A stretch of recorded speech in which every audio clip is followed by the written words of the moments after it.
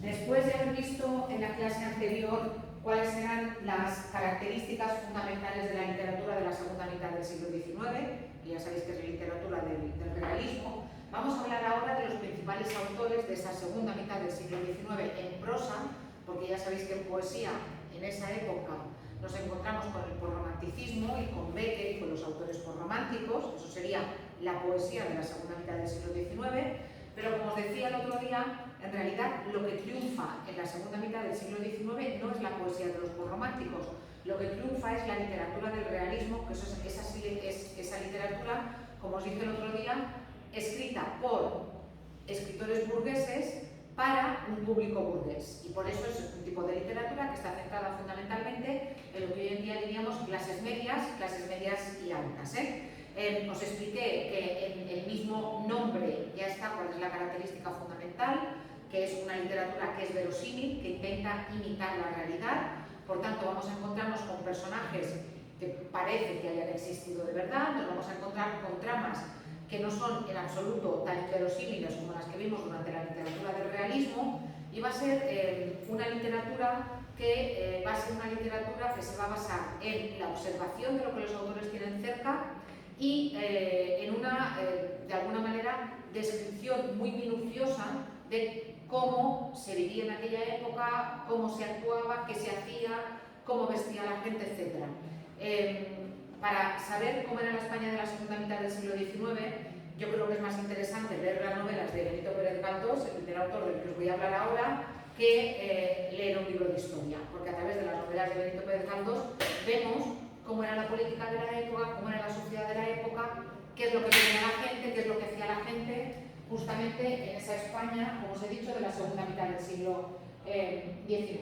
De los tres autores de los que os quiero hablar, son de la misma época, se conocen. De hecho, Benito Pérez Galdós y Emilia Pardo Bazán, de la que os hablaré después, tuvieron una relación amorosa durante muchos años. Y en el caso de Benito Pérez Galdós y Leopoldo Alas Clarín, no solamente se conocían, sino que se apreciaban y eran amigos. Aunque eran amigos, pero luego os contaré una cosa que hizo Clarín con Emilia Pardo Bazán, que eso no es de ser... No es de ser muy buenos amigos, luego lo contaré.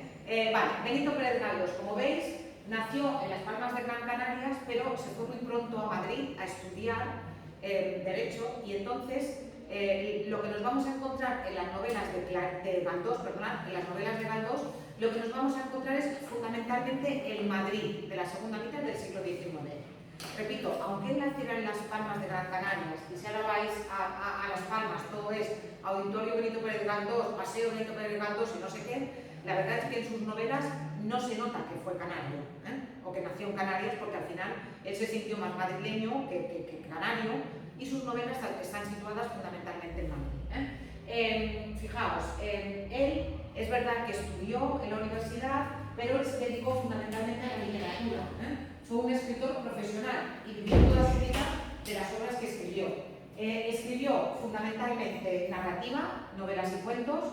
También estrenó algunas obras de teatro, algunas con un escándalo considerable, se montaron hasta disturbios después de que estrenara Electra, y lo que no cultivó fue la poesía, pero sí que cultivó la novela, el cuento y el teatro. Entre una cosa y otra escribió unas 80 obras, porque fue un escritor, como os he dicho, un escritor profesional. Él se dedicaba fundamentalmente a escribir. Cuando se habla, otra cosa, en los últimos años de su vida, bueno, él nunca se casó. Luego os contaré la historia de amor que tuvo con Emilia Pardo Bazán, pero él nunca se casó. Y durante toda su vida él ganó mucho dinero, pero la verdad, ahora voy a hacer un comentario que a lo mejor es un poco, sexista, pero se nota que le faltó una mujer que le organizara la vida y que le administrara la hacienda y lo que ganó durante toda su vida, porque al final de su vida se quedó ciego. Entonces no había ningún tipo de ayuda económica, ni había pensiones de jubilación ni nada por el estilo, y al final de su vida, cuando ya no podía escribir y ya estaba muy mayor, la verdad es que lo pasó muy mal económicamente. Y los últimos años de su vida vivió de la caridad de sus amigos, de lo que sus amigos le daban, porque, ya os digo, es verdad que ganó mucho dinero, pero digamos que lo gastó, despilfarró todo. Encima tuvo la mala suerte de que le iban a dar el Premio Nobel de Literatura, se lo iban a dar, La Academia Sueca, de hecho, se puso en contacto con el gobierno español. La Academia Sueca es la que da el Premio Nobel de Literatura. La Academia Sueca se puso en contacto con el gobierno español para decir que le iban a dar el Premio Nobel de Literatura a Benito Pérez Galdós, pero como Benito Pérez Galdós era, hoy diríamos, de izquierdas y el gobierno de aquel momento era de derechas, el gobierno no quiso de ninguna manera que le dieran el Premio Nobel de Literatura. Y un premio Nobel que iba a ser para él, se lo quitaron. Se montó un escándalo terrible, pero no le dieron el Premio Nobel de Literatura a él, sino que la Academia Sueca le preguntó al gobierno español, bueno, ¿y a quién se lo damos? Y hay un escritor que se apellida Echegaray, que es un escritor malo, que tiene el Premio Nobel de Literatura que tenía que haber sido para Galdós. ¿Sí? Esa es una de las vergüenzas que tiene que arrastrar la Academia Sueca. Hoy en día ya no lo hacen, Y, por ejemplo, le han dado un Premio Nobel de Literatura a un disidente chino que estaba en la cárcel cuando le dieron el Premio Nobel de Literatura. Entonces, hoy en día ya no escucha la Academia Sueca a los gobiernos, pero entonces sí. Hoy en día, el Premio Nobel de Literatura, bueno, todos los premios Nobel que se dan, llevan, además del prestigio y además de todos los trabajos que después te salen, conferencias, congresos, etcétera, publicaciones, porque eres Premio Nobel de Literatura, además de todo eso, el Premio Nobel de Literatura está dotado con más de 1 millón de euros. Más de 1 millón de euros. Aparte, ya os digo, de todo lo que implica después haber ganado el Premio Nobel de Literatura, o cualquier premio Nobel. A Benito Pérez Galdós, ese premio Nobel le hubiera solucionado los últimos años de su vida, que como ya os he dicho, fueron unos años económicamente muy difíciles y fueron unos años muy tristes. Pero el Premio Nobel de Literatura no es para él, y es para este tal Echegaray, que es malo, ya os digo, pero malo de verdad, Pero bueno, tiene el Premio Nobel que le tenían que haber dado a Emilio Pérez Galdós. Cuando se habla de las novelas de la obra de Emilio Pérez Galdós, en realidad lo que tenemos es una obra ingente, ya os he dicho que escribió unas 80 novelas, y esas obras se dividen básicamente en 3 grupos. Él tiene una serie de obras que se llaman los episodios nacionales, que son novelas relativamente cortas, 150 páginas, una cosa así, en las que él hace un repaso por la historia de España desde el principio del siglo XIX. Pero no son novelas de fantasía, son novelas históricas y él se ha documentado. Ya no hace lo que hacían los autores del romanticismo que escribían sobre cosas que no habían experimentado, sino que Benito Pérez Galdós se documenta en los archivos y también va a hablar con gente que ha vivido los episodios que él relata. Él pretendía que los episodios nacionales recorrieran toda la historia del siglo XIX en España, pero dejó inacabada la última serie, por lo que os he dicho, porque ya estaba muy mayor y porque ya no veía y todo aquello. Pero en realidad, si uno quiere saber lo que pasó en la historia de España, si lee los episodios nacionales, van desde la batalla de Trafalgar hasta la Revolución Gloriosa, hasta cuando Isabel II deja de ser reina, y a través de estas novelitas se ve muy bien qué es lo que pasó en España. Lo que hace él es que mezcla personajes reales con personajes de ficción.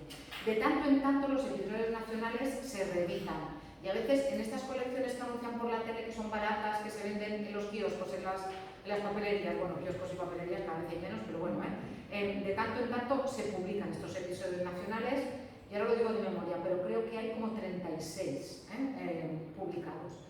Luego, de la primera época de la novela propiamente dicha, yo no de novela histórica, sino de novela propiamente de ficción de Galdós, las novelas de la primera época son las menos interesantes porque son las novelas más esquemáticas.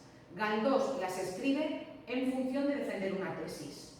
Y normalmente en esas novelas nos encontramos con unos personajes que representan a la España retrógrada, a la España más conservadora, que son católicos, que son personajes que se oponen a cualquier tipo de progreso del país, y otros personajes que son los que nos caen simpáticos, los que quieren que el país avance, los que son libres pensadores.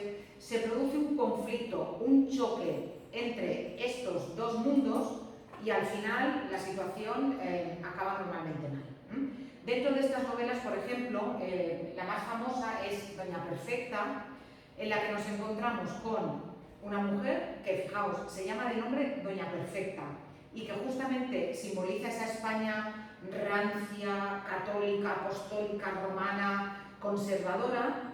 Esta mujer tiene una hija y tiene un sobrino, y ella siempre ha pensado que su hija se casará con este sobrino, al que ella no ha visto prácticamente nunca. Es un sobrino que ha estudiado, que es ingeniero, y claro, concierta el matrimonio de su hija con este sobrino, entre primos se casaban entonces, pero resulta que cuando conoce al sobrino, claro, se horroriza porque el sobrino es progresista, moderno, quiere avanzar, entonces se opone rotundamente al matrimonio y, en fin, la historia acaba como resuelve el doctor, acaba con la muerte de la hija, con el matrimonio, en fin.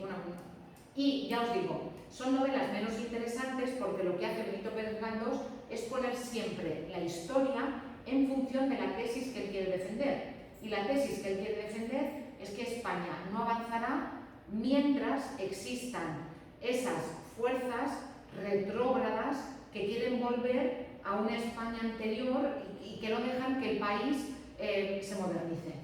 Sí.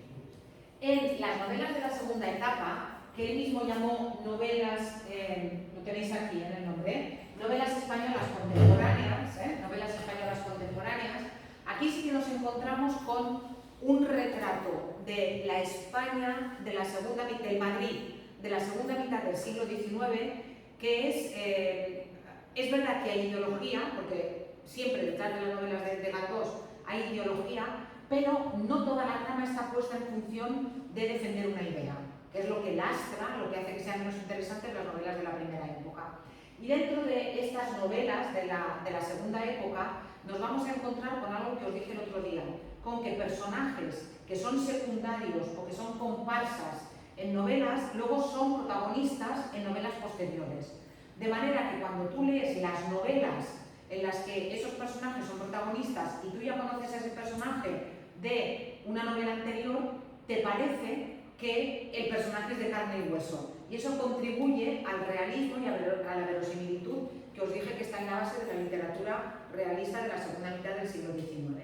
Dentro de estas novelas yo os he destacado dos, os podría haber destacado muchas, pero os he destacado dos. Por cierto, yo aprobé oposiciones con Benito Pérez Galdós. El tema que me salió era el de Benito Pérez Galdós. Y yo había leído mucho a Galdós, es un autor que me gusta mucho. Entonces, bueno, aparte de que le tengo mucho cariño porque es un autor que me gusta mucho, pues ya os digo que encima aprobé oposiciones con él, con lo cual, buena suerte para mí. A lo mejor mala suerte para algunos alumnos. Y por cierto, eran martes y 13. Martes 13 de julio, cuando aprobé oposiciones con Benito Pérez Galdós, Que no se diga que no desafíe la mala suerte. ¿El qué? Sí, sí. A mí siempre me muy bien. A mí me ha ido también muy bien con el 13, pero bueno, La cuestión, dos obras que os quiero resaltar de Benito Pérez Galdós. La primera es novelón, 1000 páginas de novela. 1000 páginas de novela. Fortunata y Jacinta. Hicieron una serie de televisión hace unos años, hace bastantes años, y en los años 80, basada en Fortunata y Jacinta. En Fortunata y Jacinta nos encontramos con un señorito de clase bien, Juanito Santa Cruz, que se enamora y tiene amores, y se acuesta con ella y la deja embarazada, con una chica de clase baja. Esta chica de clase baja, naturalmente, no se puede casar con el señorito bien. ¿Por qué? Pues porque el señorito bien se casa con una mujer de su misma clase social. Pero resulta que esta mujer de su misma clase social no puede tener hijos. Entonces, él va alternando los amores entre Fortunata, que es la mujer de la clase baja, y Jacinta, su mujer de clase alta, hasta que, bueno, a Fortunata la casan con otro hombre para que parezca que el embarazo es del otro hombre. Cuando el otro hombre descubre que el embarazo no es suyo, también acaba mal. Y la cuestión es que al final del novelón, todo esto estoy haciendo un resumen de 1000 páginas, os podéis imaginar, personajes secundarios, tramas también secundarias. Bueno, la cuestión es que al final, cuando Fortunata ve que está muy enferma y que se está muriendo, llama a Jacinta, a la mujer legítima de su gran amor, Y cuando Jacinta le ha intentado hacer la vida imposible de todas las formas que os podéis imaginar, y Fortunata, en un acto de generosidad, al final de la novela, le da a su hijo pequeño, le da al niño que ha tenido con Juanito, y le dice: críalo, dale tus apellidos, los de los dos naturalmente, y dile que tú eres su madre. Porque contigo mi hijo va a tener un futuro que de otra manera no podría tener. Y le da al niño y lo muere. De alguna manera, la mujer del pueblo, la mujer de la clase más baja, se sacrifica y en un acto de generosidad lo que quiere es lo mejor para su hijo y, por tanto, aunque Jacinta le ha hecho la vida imposible, pone por encima de todo el bien de la criatura. Ya os digo, es una novela magnífica, magnífica. Y vemos, por ejemplo, aquí algún personaje secundario. Cuando Fortunata tiene muchos problemas económicos, recurre a un prestamista que se llama Torquemada, y luego Torquemada va a ser protagonista de las novelas de Torquemada que van a venir después, 4 novelas cortas. Y claro, cuando tú te encuentras a Torquemada más adelante, te parece que ya lo conoces porque era ese al que Fortunata le iba a pedir dinero cuando ya no tenía nada. Ya os digo, es un novelón, es muy, muy, muy interesante. Igual que es muy interesante una novela que a mí me resulta particularmente conmovedora, que es una novela que se llama Misericordia. Esta novela trata de lo siguiente: es una familia noble, pero es una familia noble completamente arruinada.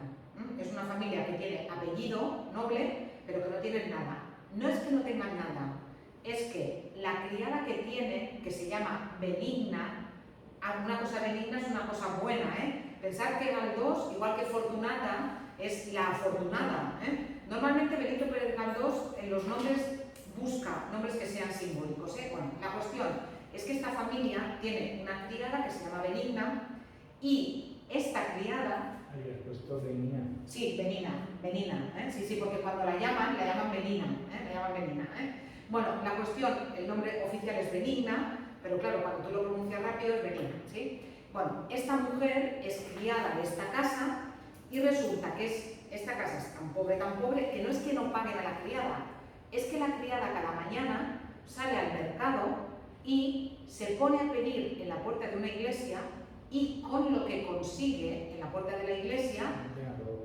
mantiene a toda la familia. A toda la familia, ¿sí? ¿Qué ocurre con esta familia? Que tienen un golpe de fortuna. La fortuna es que les cae una herencia. Y cuando les cae la herencia, ¿qué es lo primero que hacen? Deshacerse de Benigna.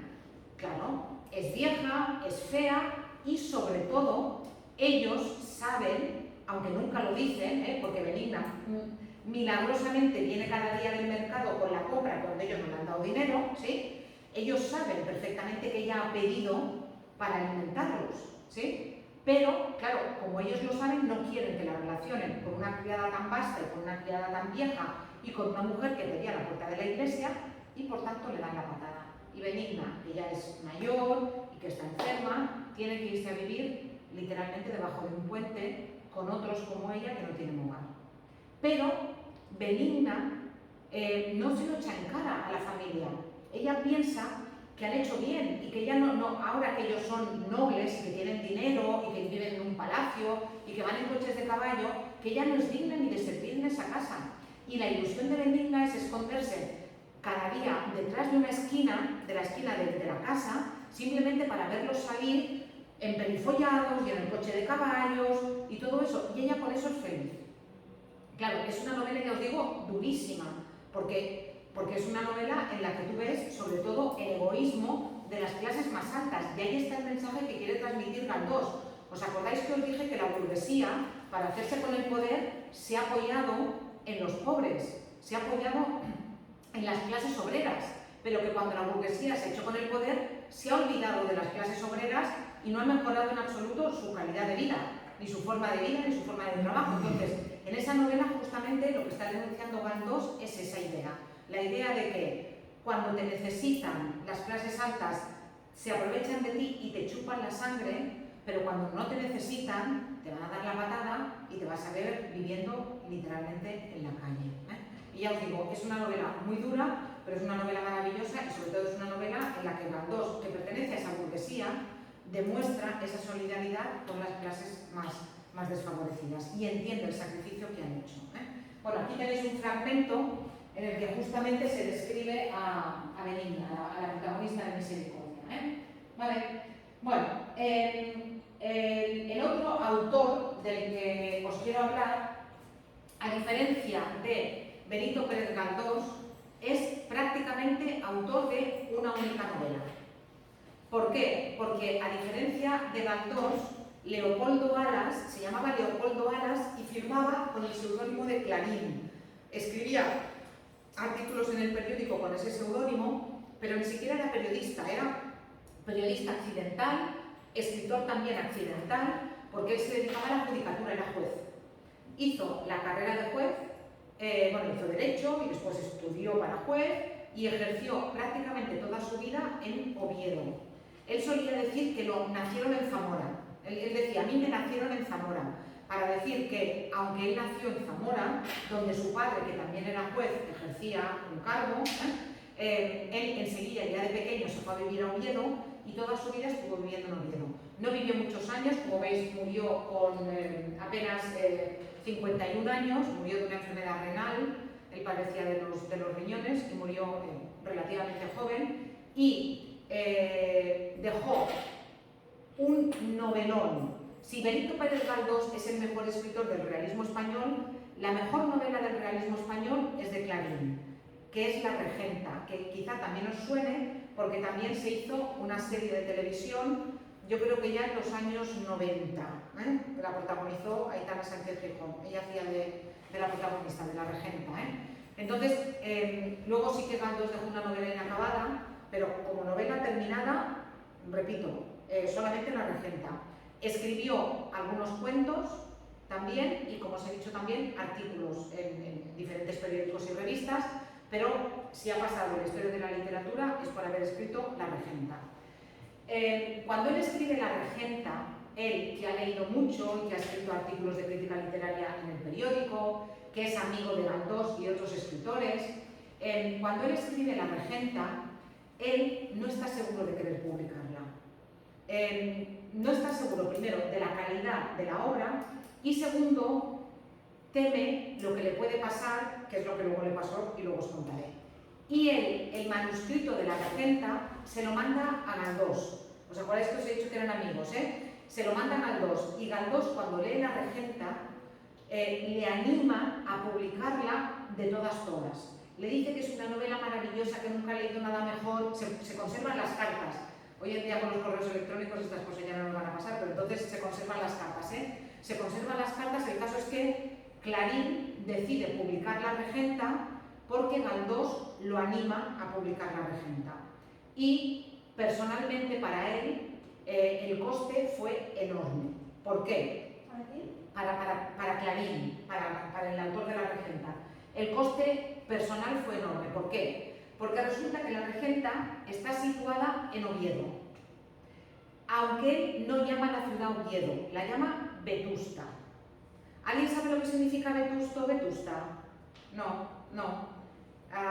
Vetusta significa viejo, pero además una cosa como muy vieja. Una cosa Vetusta es una cosa vieja y es una cosa como que pasada de moda, aunque ya ha pasado su momento. No sé si conocéis un grupo español que se llama Vetusta Morla.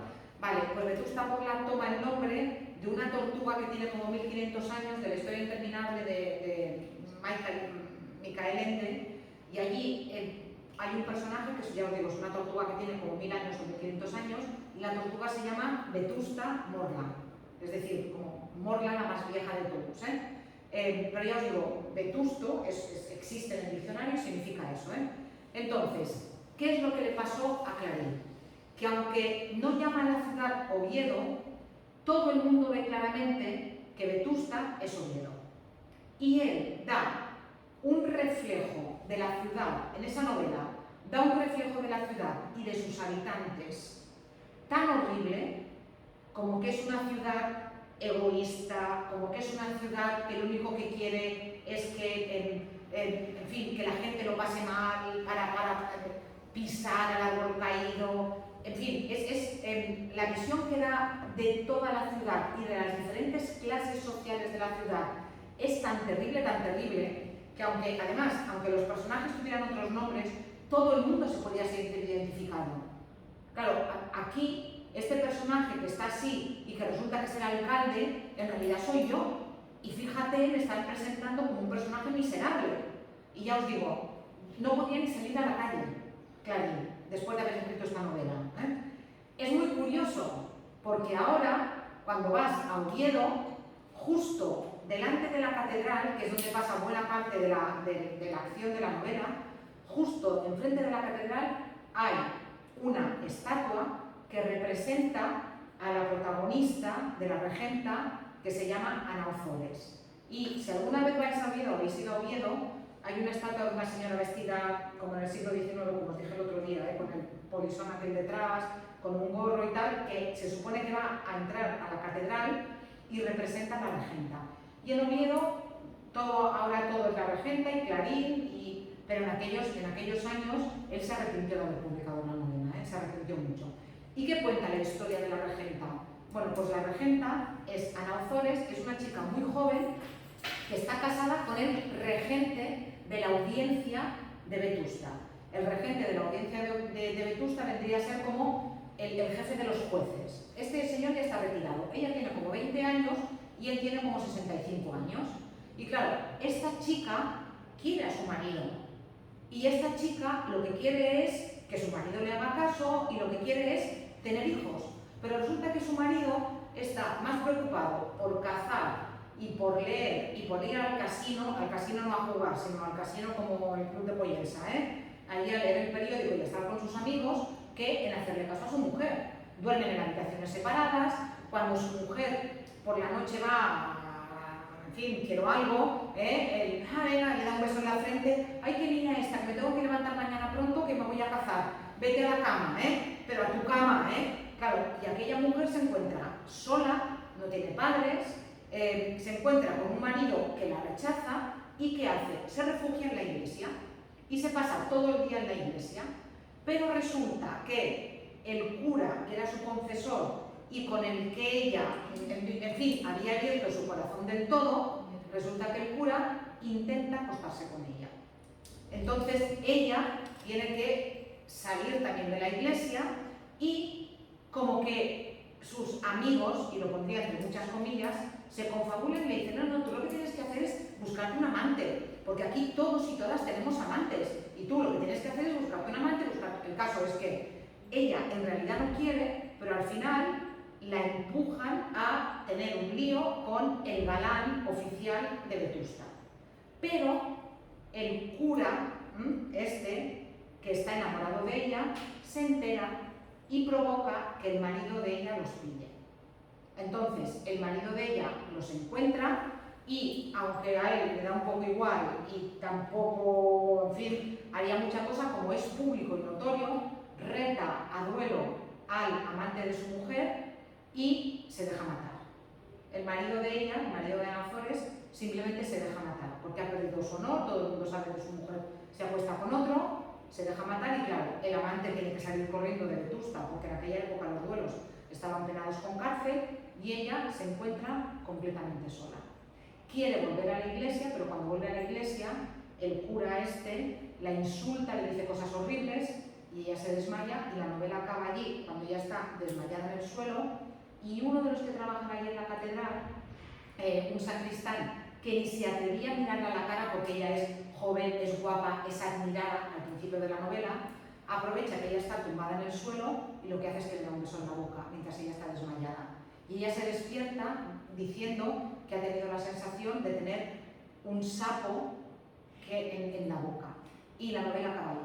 O sea, con ella sola, tirada en el suelo, vilipendiada por todos, profanada por todos, pero ya os digo, en realidad ella es una víctima de las circunstancias y de todo lo que se ha movido a su alrededor. Ella ha sido una especie de marioneta que ha sido lo que se ha llevado la peor parte. Que los culebrones no vienen de ahora. No, claro, todo esto, y todo esto, perdonad, y todo esto que no os lo había contado, 1000 páginas también, las 500 primeras páginas, escribiendo yo. 3 días. Lo que nos cuenta en las primeras 500 páginas son 3 días. ¿Por qué? Porque Clarín nos tiene que presentar los ambientes, los personajes, el pasado de los personajes, cómo han llegado hasta allí, y las siguientes 500 páginas, 3 años. O sea, está todo, además es que está todo perfecto, o sea, es la estructura. Primero le ponen escena, ¿no? Efectivamente. Le ponen el día y luego dice, ahora viene la historia. Efectivamente, es exactamente eso. Y ahora que ya lo conocéis todo, ahora que ya tenéis toda la historia, en ese momento, ahora ya vamos por la acción. De verdad, o sea, yo sé que son novelas de estas que cuestan, porque estas son de las del detalle, de la descripción mínima y tal. Pero son novelas tan... A mí por lo menos es un tipo de literatura que me engancha. Y fijaos, en este canal en el que, bueno, aquí veis una escena de la serie, esta es Aitana Sánchez Gijón, y este es Carmelo Gómez, que es el que hace del cura que le tira los trastos. Sí, ha llovido. Fijaos, en este vídeo que se explica el argumento de la regenta, no importa que lo miréis, pero si queréis mirar lo podéis mirar, es muy divertido como lo cuenta. Fijaos, salseo máximo, O sea, porque aquí, como dice lo de los culebrones, aquí lo del salseo ya funcionaba también en el siglo XIX. Bueno, como os he dicho, pues eso, 30 capítulos, los 15 primeros 3 días, los 15 segundos 3 años. Y si alguna vez os suena Vetusta, os suena La Regenta, nos estamos refiriendo justamente a esta novela, la novela que cuenta esos años de la vida de Ana Ozores, ¿vale?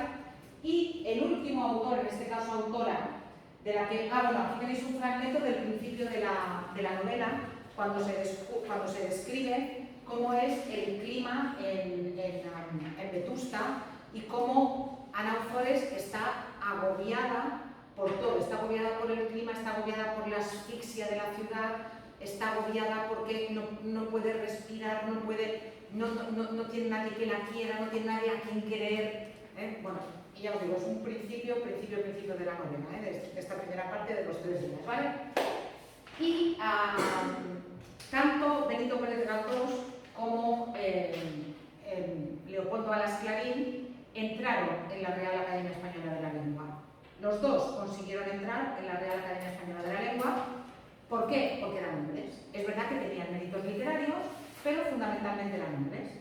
A diferencia de lo que le pasó a Emilia Pardo Bazán, que yo diría la pobre Emilia Pardo Bazán, si no fuera porque fue de todo menos pobre. Me refiero, una mujer de armas tomar. O sea, esta fue una mujer empoderada en su tiempo y 3 veces intentó entrar en la RAE, en la Real Academia Española de la Lengua. No sé si lo sabéis, para entrar en la Real Academia Española de la Lengua primero se tiene que morir un escritor de los que hay, porque hay unos números determinados, hay un número concreto, entonces se muere alguien y entra alguien, y para que entre esta persona nueva, dime. En mayúscula y en minúscula. En mayúscula y en minúscula. Son 48 sillones. Las 24 letras del abecedario en mayúscula y en minúscula. Entonces tú tienes, por ejemplo, la D minúscula. Ahora mira, hace como 2 meses se murió Julián Marías, un escritor español muy famoso que también ha sonado mucho para el Premio Nobel de Literatura y se ha muerto sin que se lo den. Y ahora, lo que os decía, 3 escritores de la RAE propondrán a una persona para que ocupe ese sillón. Y el resto de los académicos votan si esa persona puede o no, tiene méritos suficientes o no para entrar en la RAE. ¿Qué pasó con Emilia Pardo Bazán? Emilia Pardo Bazán es una escritora mayúscula, o sea, está a la altura de Galdós y está a la altura de Clarín. Es una escritora, también hicieron serie de su novela más famosa, que Los Pazos de Ulloa, y esta escritora por 3 veces fue propuesta para entrar en la Real Academia Española de la Lengua. ¿Quién la propuso? Su novio de entonces, que era Benito Pérez Galdós. Ellos tuvieron una relación de años, atención, y ella estaba casada. Pero ella, que era de origen gallego, ella se casó en Galicia, muy pronto empezó a llevarse mal con el marido, dejó al marido en Galicia, se fue a vivir a Madrid y en Madrid se puso el mundo por montera. Ella tenía amantes, ella se enamoró de Galdós y ya os digo que tuvieron una historia de amor de décadas, sí, yo creo que como de 15 años seguro, décadas no, pero 15 años seguro. La cuestión es que como era una escritora tan prominente, Galdós la propuso para formar parte de la RAE. y fue rechazada por 3 veces. Y uno de los que se opuso de forma más furibunda a que ella entrara en la RAE fue Clarín. O sea, el amigo de Galdós, uno de los que dijo que de ninguna manera fue Clarín. Ahora que lo incitó a publicar y luego se dio cuenta igual que la había cagado. No creo que fuera por eso, no creo que fuera por eso. Bueno, se guardan los telegramas, donde le dicen a ella que ni siquiera van a considerar su candidatura. O sea, es que nunca llegaron ni a votarla. Y cuando ella pidió explicaciones, porque ya os digo que era una mujer de armas tomar, cuando ella pidió explicaciones y dijo, vale, pero ¿por qué no? La respuesta fue, porque eres mujer. O sea, la respuesta no era porque no tienes méritos literarios. Había escritores mucho peores que ella en la RAE. Pero, en aquel entonces, ser mujer te excluía automáticamente de la RAE. Imaginaos cómo sería la cosa que ella no había podido ir a la universidad, porque las mujeres no podían estudiar en la universidad. Pero como venía de una familia muy rica y su padre era un hombre que quería que sus hijas también tuvieran educación, ella tuvo en casa los mejores maestros y tuvo la mejor formación en casa. Y a principios del siglo XX, le ofrecieron a ella, es muy curioso, dar clases de literatura en la universidad. Ella, que no había podido ser alumna en la universidad, era profesora en la universidad. Y sabéis lo que le hicieron, ¿no? El boicot. No iba ningún alumno a clase. Las chicas seguían sin poder ir y no había ningún alumno. Y ningún profesor le dirigía la palabra. Por ser la única mujer profesora. O sea que, pero es una autora que hoy en día diríamos feminista. Y ya os digo, o sea, venía de una familia conservadora, pero que quería la educación para las hijas, y venía de una familia noble, ¿no? O sea, venía de una familia, ella podría haber sido todo lo contrario, es decir, una princesa, bueno, princesa no porque tenía un aspecto físico, bueno, no era una princesita, era una mujer robusta y tal, pero en fin, pero ya os digo, podía haberse dedicado a sus cotilleos varios, pero se dedicó a escribir, y se dedicó a escribir lo mismo, pensando mucho en las clases más desfavorecidas, y tiene escritos que hoy en día calificaríamos directamente de feministas. Directamente, de feministas. Tiene, por ejemplo, no es este que os he puesto aquí, es otro texto que os he puesto, en el que hay un hombre que vive en una habitación de alquiler de una casa y lo detiene la policía porque ha matado al dueño de la casa donde está. Y resulta que ha matado al dueño de la casa donde está porque este hombre le pegaba tales palizas a su mujer, pero tales palizas que un día se le hincharon las narices y cogió y le dio un golpe y lo mató. Y los policías lo único que quieren es que este hombre salga no culpable, y lo único que le dicen es, si tú dices que estabas liado con ella, no hay ningún problema porque lo vamos a entender como un crimen de honor y te vas a librar. Pero él dice, pero es que yo no estaba liado con ella, yo he matado a este hombre porque no podía soportar ver cómo la trataba ella. Y al final, claro, los policías dicen, bueno, pues no hay nada que hacer. Lo van a condenar a la horca a este hombre por haber matado al otro y porque es incapaz de mentir. O sea, él dice, no, yo cómo voy a decir, cómo voy a ensuciar el buen nombre de ella diciendo que yo estaba liado con ella. Yo no estaba liado con ella, pero ya no podía soportar ese nivel de maltrato. O sea, temas como la igualdad entre hombres y mujeres, temas como el maltrato. Luego tiene una novela que se llama La Tribuna, en la que habla de mujeres que hacen tabaco en una fábrica y también de cómo el patrón de la fábrica se quiere acostar, se acuesta de hecho con ellas, y si no las amenaza con despedirlas, y una que se opone a eso, y en fin, os podéis imaginar que la cosa no acaba muy bien. Pero me refiero que es una mujer que trata de la condición femenina y de los problemas de las mujeres de la época con una visión muy moderna, siendo, como era, ya os digo, una escritora de clase alta. Y un ejemplo de eso lo tenéis en este cuento que tenéis aquí. Ahora os contaré después otra cosa de ella, Este cuento que tenéis aquí, que se llama El encaje roto, que ya veréis que yo os aconsejo que lo leáis y a ver si lo podéis tener leído para el viernes y comentamos de qué trata este cuento. Pero yo simplemente os sitúo, ¿eh? Hay una boda de clase muy alta entre un hombre de clase alta y una mujer de clase alta, y es una boda de estas oficiada por el obispo, que va a lo mejor de la sociedad, y cuando le preguntan a la novia, ¿quieres a este hombre por legítimo esposo?, ella dice que no. Entonces, claro, el cuento, que ya os dije, ¿os acordáis que os dije que se iba a poner un ejemplo de un cuento no infantil? Un cuento que es como una novela reducida. Entonces la historia es porque ella dijo que no, en ese momento, ¿sí? Y si lo traéis leído el viernes, lo comentamos el viernes. Una cosa más que os quiero comentar de Emilia Pardo Bazán. ¿Os acordáis que hace un par de años a la familia Franco le quitaron el Pazo de Meirás, un palacio en Galicia? Vale, pues el Pazo de Meirás era la casa de Emilia Pardo Bazán. Era la casa de ella. Y cuando Franco se hizo con el poder, el gobierno español hizo que los ciudadanos gallegos pagaran con su dinero el Pazo de Meirás para regalárselo al dictador. Al final, claro, eso era un procedimiento que no era legal y eso era un patrimonio, en fin, del pueblo español, y al final, después de muchos juicios y de muchos líos, ahora el Pazo de Meirás vuelve a ser del pueblo español. ¿Le han retirado el título a Anita? Sí, le han quitado también el título a Anita de Franco. ¿Y por qué os cuento todo esto? Porque cuando allí va el dictador a veranear con su mujer, resulta que cuando la mujer fue allí, y Franco fue allí, encontraron un montón de cartas que se habían intercambiado Galdós y Emilia Pardo Bazán. Y muchas de estas cartas eran abiertamente eróticas, cuando no directamente pornográficas. Nos parece que nos hemos inventado que con los chats estos sexuales y mandar fotos así nos hemos inventado algo. Bueno, entonces no se mandaban fotos, pero las cartas eran de alto voltaje, por decirlo así. Y se han salvado muy pocas de estas cartas porque la mujer de Franco, cuando las cogió, las quemó.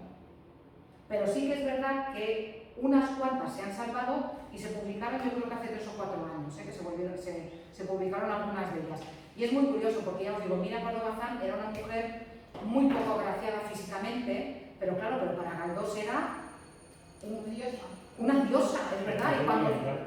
Y cuando la describen, y claro, ya os digo, tuvieron una relación que, a tenor de lo que dicen las cartas, una relación muy tórrida, o sea, no era un amor platónico, nada de todo eso. Bueno, por favor, intentad leer para el viernes el encaje roto y así lo comentamos, y el viernes ya iremos terminando la teoría del tema. ¿La vida que lleva el barco de ella, el nombre de ella? Sí. No sé si es o militar o